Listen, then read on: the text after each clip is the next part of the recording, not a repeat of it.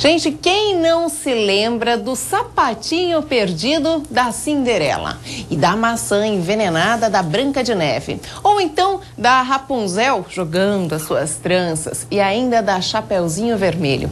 Esses e outras centenas de contos de fadas foram escritos pelos irmãos Grimm, nascidos na Alemanha.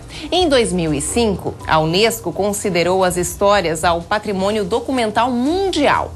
Em 2012, os primeiros exemplares completaram 200 anos. E é justamente essa história que vai ser contada numa exposição que abre hoje aqui em Blumenau. Para falar sobre isso, eu recebo aqui a Maria Beatriz Niemeyer. Seja bem-vinda aqui de novo ao nosso programa. Ela que é professora, falou já sobre balé aqui no programa. Agora chegou a vez de falar sobre contos de fadas, isso, né?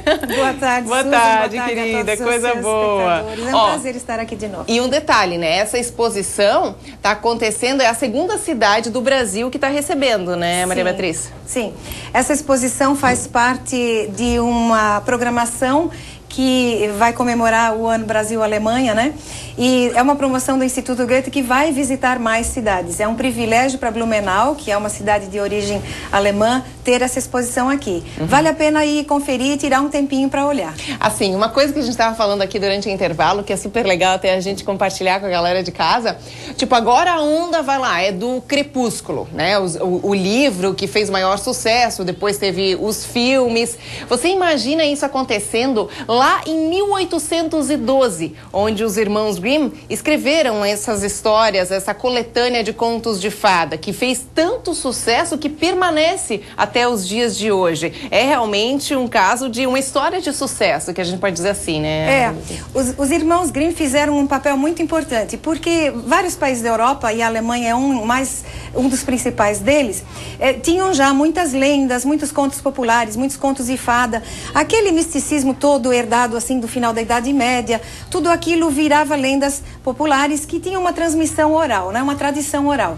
Os irmãos Grimm tiveram uma importância muito grande nessa retratação, nesse relatório. Então eles juntavam contos, adaptavam, escreveram alguns contos novos, né? Eles juntaram folclore, que era conhecido, mas era oral, e fizeram os contos.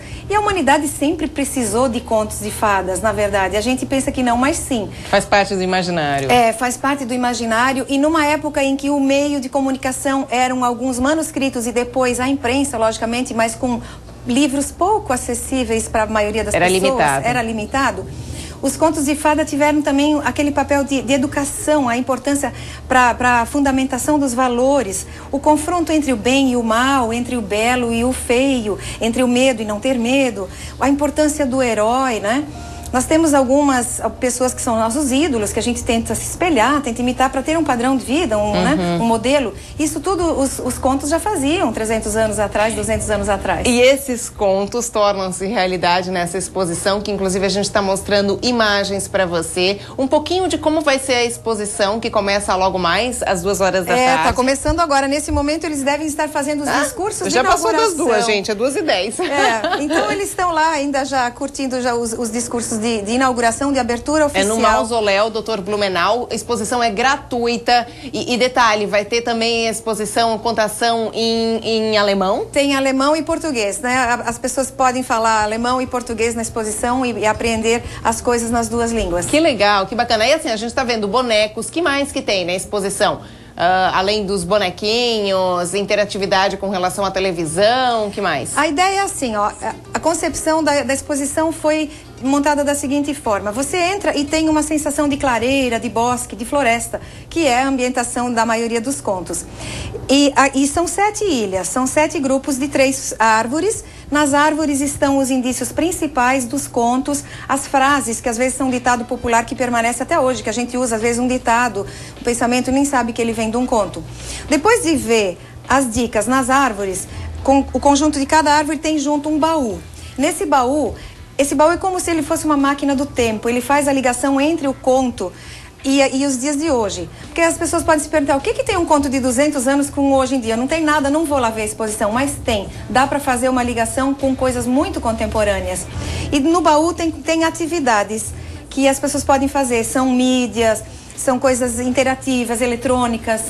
Então dá para fazer alguma coisa na exposição. É bem interativo. E tem contação de história também, né, Maria Beatriz? Tem contação de história, tem sessão de cinema. As escolas, quer dizer, de filme, né? Senta lá na frente da televisão, vê um filme, comenta. Eu lembro da minha época, eu queria tanto alugar a Branca de Neve, nunca tinha nas locadoras, nunca tinha. Até que depois de meses, meu pai conseguiu vir com a Branca de Neve para eu assistir. Nossa, que Aquilo maravilha. foi incrível, vibrei. E até hoje eu lembro disso. E em muitas famílias ainda existe a tradição de fazer uma leitura para a criança antes de dormir, né? Antes de dormir, como prêmio, você vai ouvir uma historinha. As famílias alemãs também têm muito essa tradição. Acho que aqui em Blumenau ainda se cultiva isso. A gente na Barão do Rio Branco, onde nós temos alemão na grade curricular, a gente pergunta para os alunos isso. E muitos ainda ouvem histórias em casa. E na sua concepção, qual a grande diferença, por exemplo, de histórias escritas naquela época, que ainda são atuais, com as de hoje? Eu acho que cada época tem a sua atualidade. Aqueles elementos que eram atuais lá estão ditos da mesma forma hoje, mas de outra forma, né? A busca de todos os conflitos para você se resolver como ser humano, enquanto você é jovem, precisa de muita leitura. Depois, mais tarde, quando você é adulto, você lê já coisas com a sua opinião formada e vai em cima de assuntos técnicos que lhe interessam. Mas quando você é jovem e precisa formar sua personalidade, você precisa entrar em conflito com esses valores para decidir, para tomar decisão sobre a sua formação, da sua personalidade. E isso sempre aconteceu em todas as épocas, mas ambientado em outras situações. A exposição traz essa pergunta também. Quem é a heroína de hoje? Como é a princesa de hoje? Sim, porque tinha Cinderela, tinha Branca de Neve, tinha Rapunzel, Chapeuzinho Vermelho. Foram tantas, né? Mas heroínas. Heroínas e princesas. Qual é o ideal da princesa? O que ela era 200 anos atrás e o que quando você fala para uma criança, uma princesa, o que ela é hoje? Né? É uma outra ideia. Sim.